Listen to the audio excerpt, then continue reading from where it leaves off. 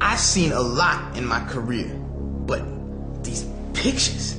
I guess I have standards for what I watch. Is that wrong? If my employees knew I was looking at something like that... Or my friends. It was so... gross. So degrading. So unprofessional. Just so bad.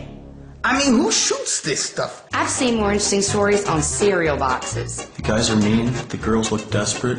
The pictures, they're all grainy and fuzzy. I mean, really, who do they think they are? Sitting here downloading for 30 minutes. Pop-ups here, spam there. Where is the pleasure in that? I just want some classy, high-quality stuff. From a company that respects my privacy. Something I can tell the team about. Something Secure. original. Hot as hell. Just some good, wholesome, American adult entertainment. There is an alternative. Visit NaughtyAmerica.com and find out what thousands of adults already know.